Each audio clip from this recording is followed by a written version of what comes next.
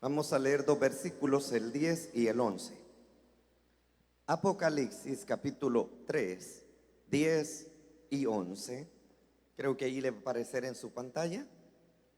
Para los que no están familiarizados con este libro, es el último de la Biblia. Está al final.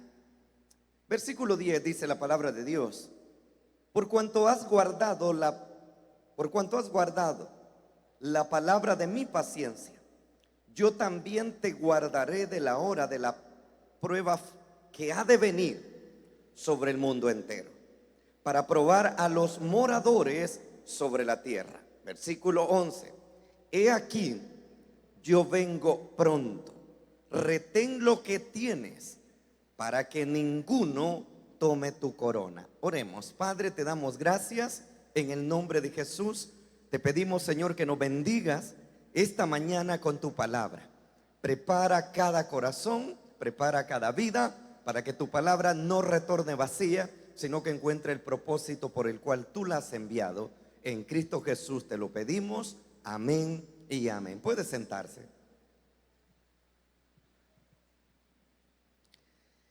Esta mañana quiero compartir con ustedes esta palabra que le he puesto: lo que todo cristiano debe tener. Lo que todo cristiano debe tener. Dios escribe, o Jesucristo escribe esta carta a la iglesia de Filadelfia. Esta iglesia, de las 7 cartas que son escritas a Asia Menor, esta es la carta más alentadora de todas las iglesias que él escribe. Todas tienen una reprensión.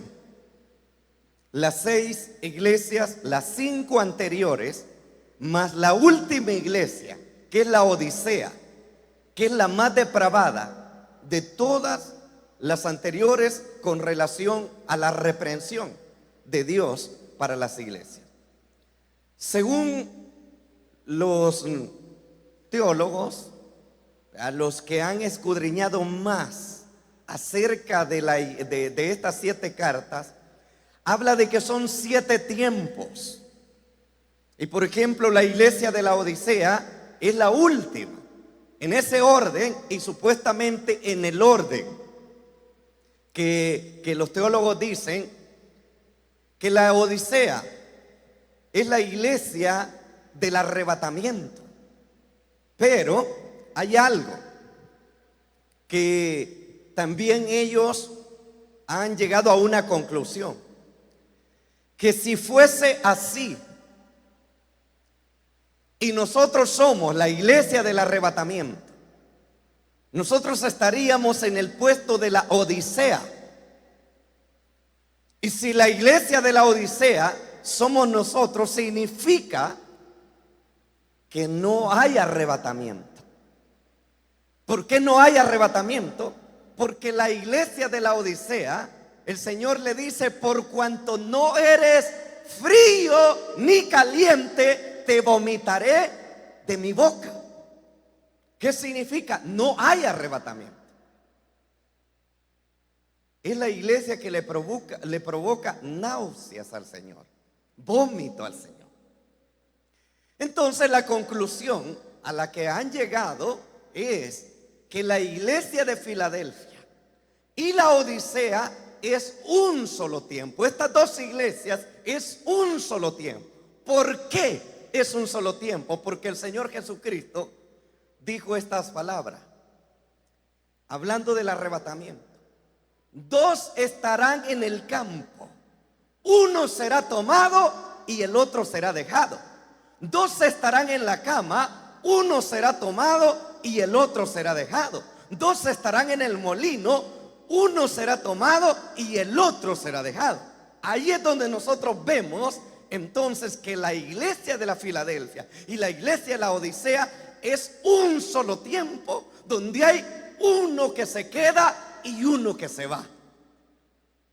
Yo esperaba por lo menos un amén de cuando dije los que se van. Voy a volverlo a repetir. Estas 2 iglesias es viven en un solo tiempo. Y de hecho, estas dos iglesias que mencionan, estas dos cartas, están en un mismo local hoy mismo. Tanto en este local como en muchos otros locales. Está la Odisea y está la iglesia de Filadelfia, donde uno será tomado y el otro será dejado. Ahora, no quiero saber cuántos de la iglesia de Filadelfia hay en este lugar. Poquitos entendieron. Muchos no levantaron la mano, ni dijeron amén, ni dijeron nada, porque dijeron, bueno, ¿y yo de qué soy? ¿De la Odisea o de la Filadelfia? Vamos a ver, levanten la mano los que son de la Odisea. Ah, ya entendieron, ¿verdad? Ahora levanten la mano los que se sienten que son de la Filadelfia. Y sabe que Filadelfia significa una hermandad de amor. ¿Sabía usted eso? Filadelfia, de hecho, filos significa amor, no filo de cuchillo. Filo en griego, sí, significa amor. Entonces, cuando unimos toda la palabra de Filadelfia, es una hermandad de amor. Yo no sé si vinieron las de hermandad de amor aquí. Por eso es que usted ve, dice que Jesús dice, por su fruto los conoceréis. Y viendo el apóstol Pablo cuando escribe a los Gálatas, dice, mas el fruto del Espíritu es amor. ¿Qué significa? Que para que una iglesia se le vea fruto, tiene que amar. Tiene que haber amor. Y si nosotros somos esa iglesia de Filadelfia, esa hermandad de amor, tenemos que demostrar ese amor amándonos los unos a los otros. ¿Alguien dice amén esta mañana? Ahora bien, la iglesia de Filadelfia se conoce como la iglesia ideal. ¿Será que estamos aquí esa iglesia ideal? Diga amén. Que no le saquen a la fuerza el amén. Si decimos que somos una iglesia de amor, usted diga amén. Aunque ahorita no lo es, pero por fe lo va a hacer. Si decimos que somos una iglesia ideal, usted diga amén. No lo somos, pero lo vamos a hacer, diga. Entonces sería como una iglesia ideal, ya que es la única de las 7 iglesias a la cual el Señor no le hizo ninguna reprensión, sino que la elogió a esta iglesia. Yo no sé usted, pero yo quiero que el Señor diga estas palabras que están escritas en la Biblia: bien buen siervo, en lo poco me fuiste fiel, sobre mucho te pondré. Entra al gozo de tu Señor. ¿Alguien dice amén esta mañana? Yo quiero escuchar esas palabras. ¿Usted también lo quiere escuchar? Entonces caminemos hacia ese propósito. Una de las frases que Dios le dio a la iglesia de Filadelfia es: retén lo que tienes. Retén lo que tienes. A la mayoría de las demás les hablaba de arrepentirse, les hablaba de siempre había reprensión. Por ejemplo, hay una de las iglesias que le dice que había dejado su primer amor. Es decir, y a esta iglesia le dice: retén lo que tiene. Aquella iglesia votó el primer amor, votó el amor de Dios, pero esta iglesia lo tiene. Le dice: retén lo que tiene. Y aquella otra iglesia le dice que por cuanto ha dejado su primer amor, Dios, ¿me entiende?, de alguna manera no está respaldando lo que está haciendo. Era una iglesia dinámica, era una iglesia que hacía actividades, era una iglesia que hacía esto, lo uno y lo otro, como usted va a ver muchas iglesias. Pero dentro de todo lo que hacía, no lo hacían con amor, no había amor. Y a Dios no le agrada lo que nosotros hagamos en sí en volumen, sino que lo hagamos con amor. ¿Alguien dice amén? Entonces, si de algo reprende Dios a su iglesia, es amor. ¿Sabe por qué? Porque Él se entregó por amor. Y la Biblia dice que la esencia de Dios es amor. Y por eso dice, ámense los unos a los otros. Y eso es lo que cuesta en este tiempo. Por esa razón, Dios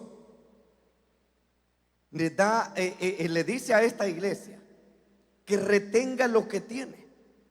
Entonces podemos preguntarnos esta mañana, ¿qué es lo que nosotros tenemos de Dios? Pregunto. Pregúntele al que está a la par. Yo les pregunto a ustedes, luego usted le pregunta al que está a la par. ¿Qué es lo que tenemos de Dios? Ahora pregúntele usted al que está a la par, ¿qué es lo que tiene de Dios vos? Ahora pregúntense, pero en plural, ¿qué tenemos de Dios? Yo se lo voy a responder, pero usted pregúntele al que está a la par, ¿qué es lo que tenemos de Dios? O sea, los dos se están preguntando, ¿qué es lo que nosotros tenemos de Dios? Ok. Esté pendiente del mensaje, no se me vaya a dormir, para que usted tenga esta respuesta, la que usted le acaba de hacer. Mis estimados hermanos, si el Señor le dice a la iglesia que retenga lo que tiene, es porque Él sabe que muchas veces descuidamos lo que Él nos ha dado. Mire, levántenme la mano los esposos aquí, hombres y mujeres, levanten la mano. Bajen, levanten la mano los que andan de novio ahorita, los que andan de manita caliente ahí. No solo la manita, dicen unos. Bueno, esa es otra cosa. Cuando uno anda de novio, uno hace todo por conquistar a esa persona, por quedar bien con esa persona. ¿Sí o no? Pero ¿qué pasa? Que cuando ya nos casamos, descuidamos esa parte. De novio, entonces de ahí, que voy a salir a tal lugar, no, ahí es muy peligroso, yo te acompaño. Pero ya cuando están casados, dale. Ojalá y te pase algo ahí, va. Las cosas cambian. Lo mismo pasa nosotros con lo que el Señor nos da.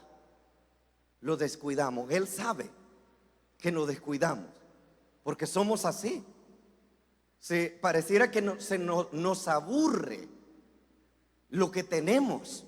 Y el Señor le dice a esta iglesia, retén lo que tienes, para que nadie ocupe tu corona. En otra versión dice, ocupe tu lugar.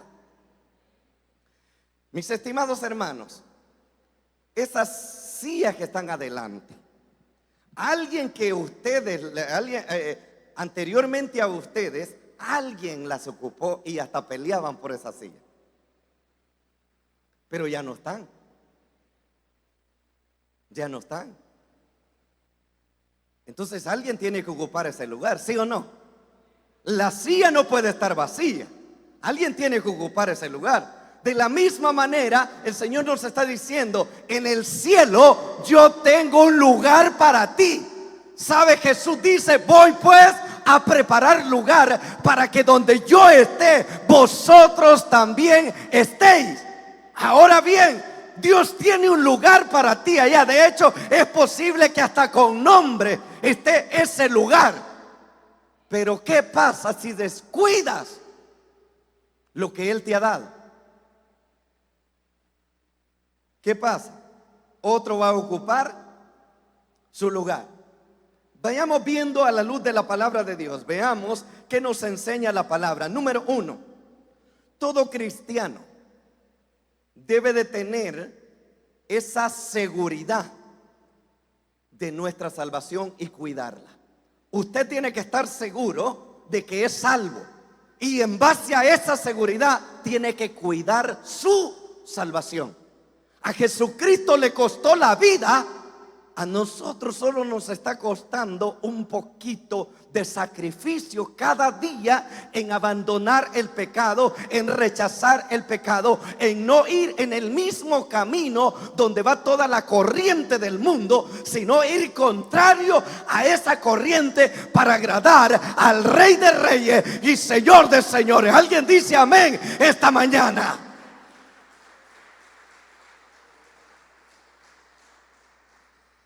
Mire lo que dice la carta a los Hebreos capítulo 2. No sé si le va a aparecer en su pantalla, y si no, búsquelo en su Biblia. Capítulo 2, versículo 1 al 4 dice lo siguiente: por tanto, es necesario que con más diligencia atendamos a las cosas que hemos oído.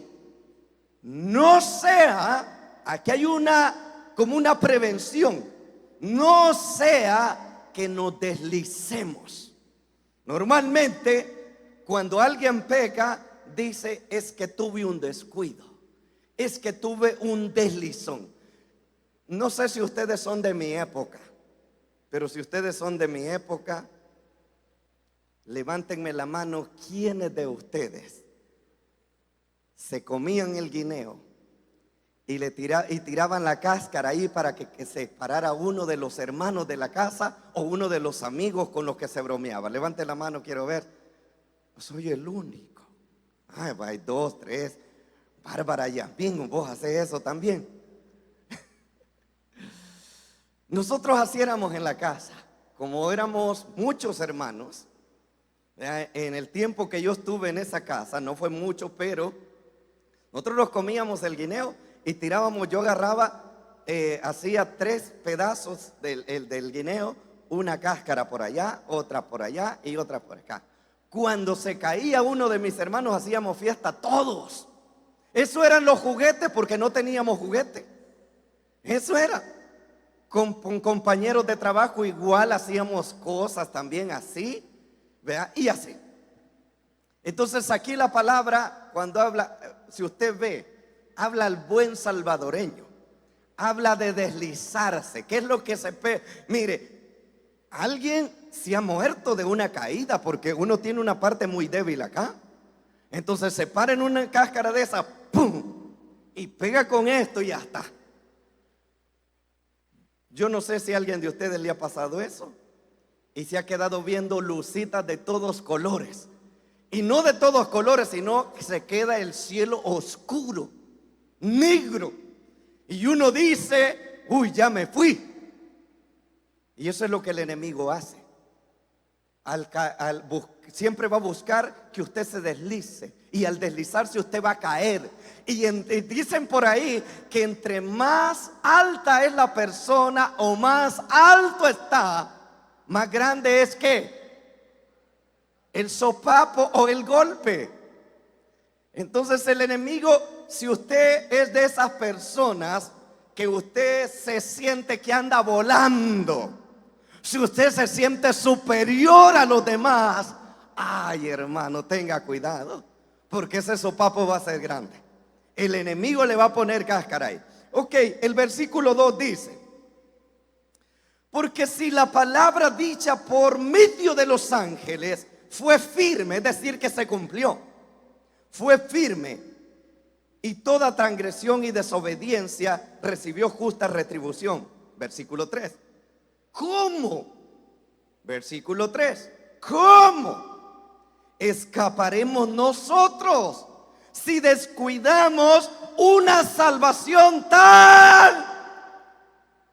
¿Les aparece en su pantalla? No. Pero en su Biblia sí le aparece. En la pantalla no le aparece, pero en su Biblia sí está.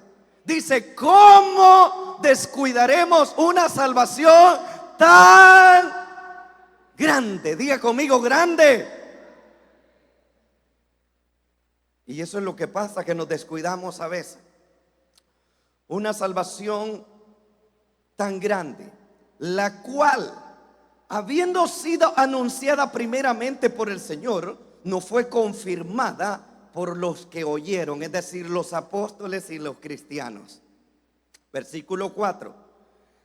testificando Dios. ¿Quién ha testificado de esta salvación?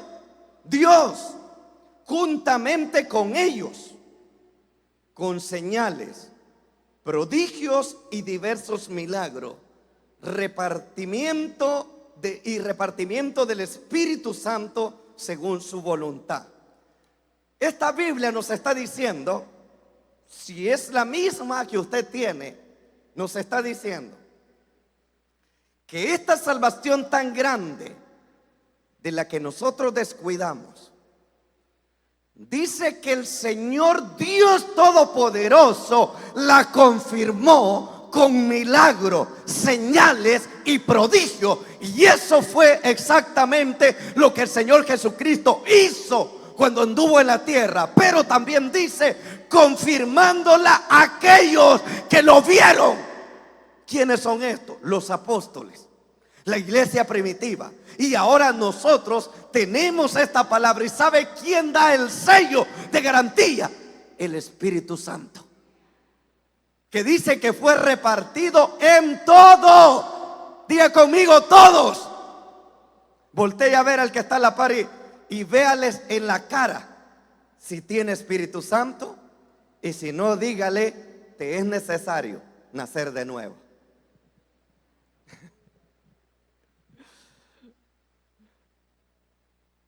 Mis estimados hermanos, todo verdadero cristiano debe de tener la seguridad que si llega a morir antes de que Cristo venga, su alma tiene un lugar en el cielo. Alguien dice amén. Usted tiene que tener esa seguridad, que si hoy muere, usted va para el cielo. Usted va con Cristo. Usted va a estar con Él para siempre. Que hay una morada eterna en el cielo para usted. Alguien dice amén esta mañana.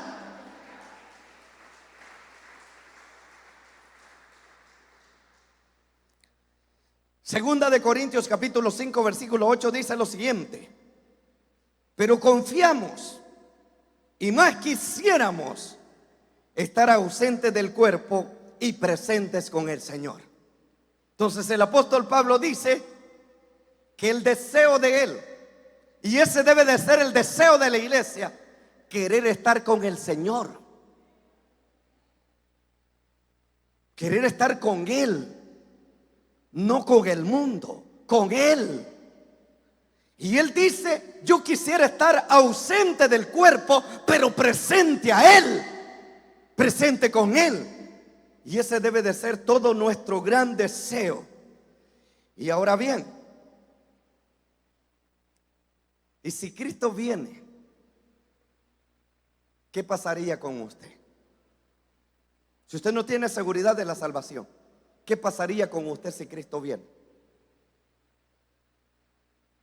Pero levántenme la mano los que están seguros que si Cristo viene, se van con Él. Dice Primera de Tesalonicenses capítulo 4 versículo 17.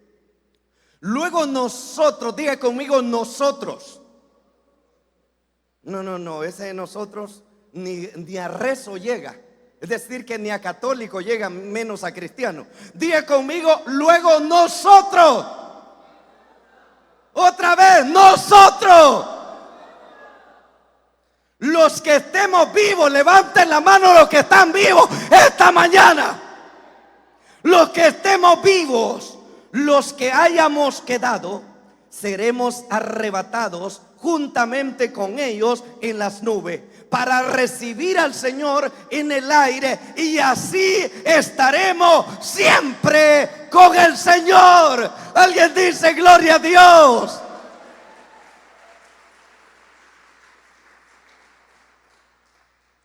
Mis estimados hermanos, tenemos que tener la seguridad que nuestra salvación es eterna. No es temporal, es eterna. Por eso tiene que cuidarla. No sabemos cuánto tiempo Dios le va a permitir estar en esta tierra, pero el tiempo que Dios le permite estar aquí, cuide su salvación. Porque muchos cristianos pertenecen a la doctrina de salvo siempre salvo. ¿Cuál es esa doctrina de salvo siempre salvo? Que la salvación no se pierde. Y tiene razón. Tiene toda la razón. La salvación no se pierde. Y entonces, no, el que se pierde es el pecador. Así de sencillo. La doctrina de esta salvo siempre salvo tiene toda la razón, pero han torcido la palabra diciendo que la salvación no se pierde. Usted es salvo, siempre salvo. ¿Cuál zapato? Como dirían por ahí. Sí, la salvación no se pierde, pero el que peca sí se pierde. Por eso, si no, no diría el Señor: no descuiden la salvación. No estaríamos esta mañana predicando de este tema, de cuidar la salvación, de no descuidar una salvación tan grande. Y el Señor Jesucristo nos dice en San Juan capítulo 5 versículo 24: de cierto os digo, el que oye mi palabra y cree al que me envió, tiene vida eterna y no vendrá a condenación, mas ha pasado de muerte a vida. El Señor Jesucristo es claro, dice que el que cree en Él y en la palabra y quien lo ha enviado, ese tiene. Cuando usted cree en algo, por ejemplo, si usted cree en el amor, usted va a amar y usted va a cuidar a esa persona que ama. ¿Cuáles son las primeras personas que nosotros tendríamos que amar? Nuestros padres. Diga conmigo: nuestros padres.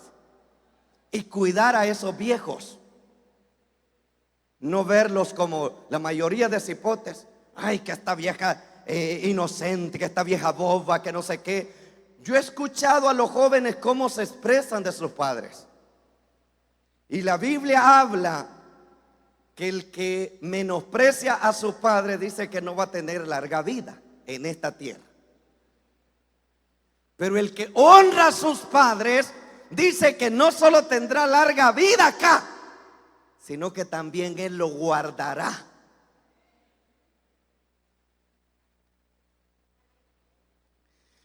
En muchas situaciones de la vida, mis estimados hermanos, la seguridad de nuestra salvación es el único medio por el cual nosotros nos sostenemos para no pecar y para vivir en este mundo lleno de maldad y de todo eso. Todos luchamos aquí por la salvación, ¿sí o no? ¿Por qué viene a la iglesia usted? Porque quiere ser salvo, ¿sí o no? ¿Por qué lee la Biblia? Porque quiere ser salvo, ¿sí o no? ¿Por qué ayunamos? Porque queremos ser salvos, ¿sí o no? Todo lo hacemos por eso. Ahora bien, el apóstol Pablo en 1 de Timoteo capítulo 6 versículo 12 dice lo siguiente: pelea la buena batalla de la fe. Esto es lo que el apóstol Pablo le dice a Timoteo, que pelee por esa salvación. Pelea la buena batalla de la fe. Echa mano a la vida eterna, ¿sí o no? Está hablando de la salvación. Echa mano a la vida eterna, a la cual asimismo fuiste llamado, habiendo hecho la buena profesión delante de muchos testigos.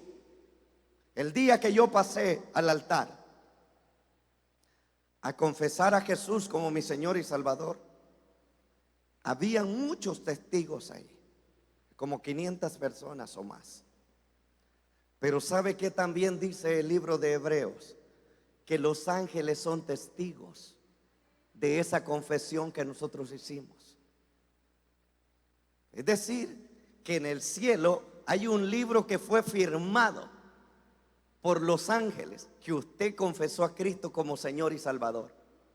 ¿Qué significa eso? Que usted no tiene que avergonzarse. Por eso es que el apóstol Pablo dice: no me avergüenzo del evangelio, porque es poder de Dios para salvación.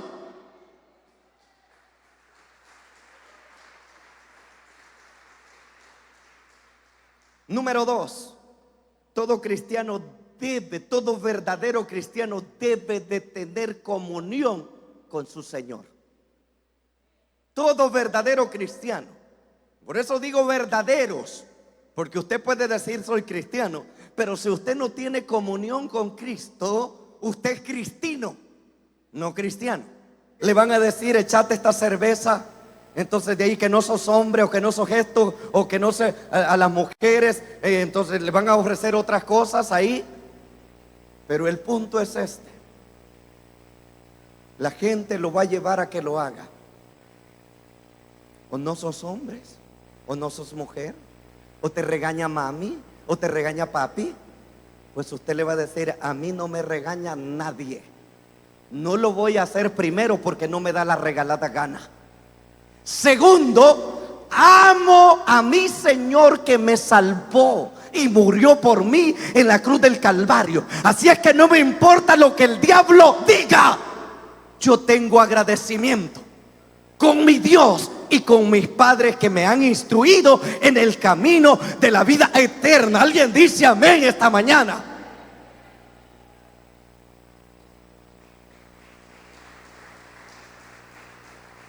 Este versículo nos dice que mantengamos, mis estimados hermanos, o que debemos de mantener esa expresión de gratitud hacia Dios.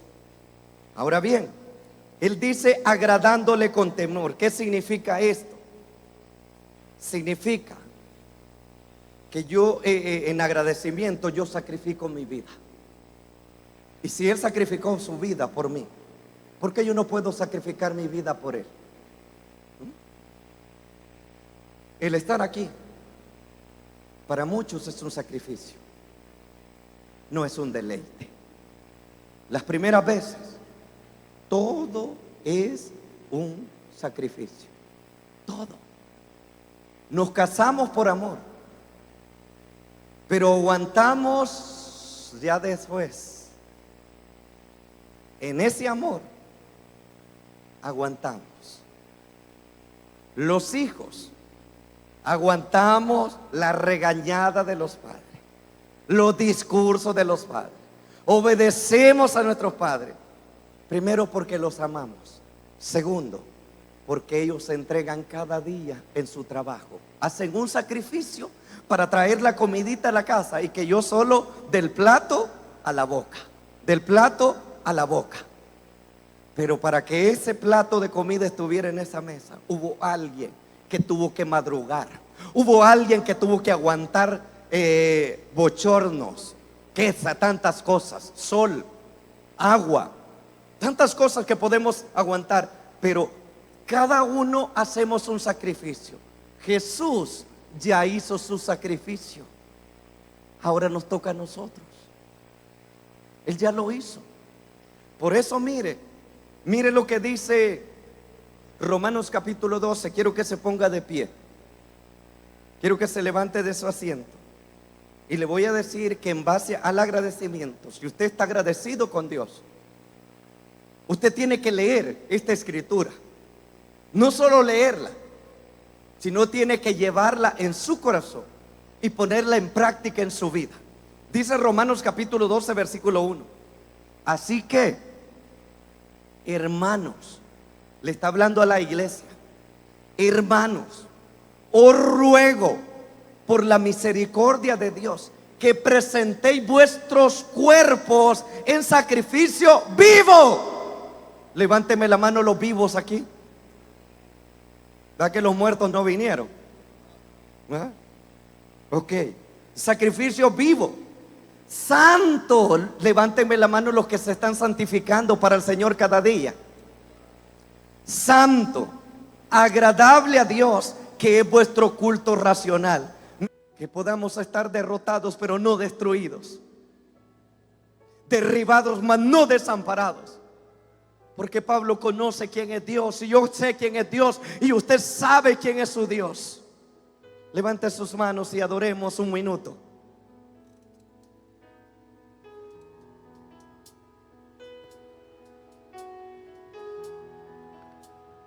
Gracias, Cristo. Gracias, Gracias, Cristo. Si hay agradecimiento en su corazón, vamos, dérselo. Gracias, Cristo. Gracias, Cristo. Levantemos nuestras manos en señal Los agradecidos, de gratitud. levante sus manos y dígaselo. Gracias, Cristo.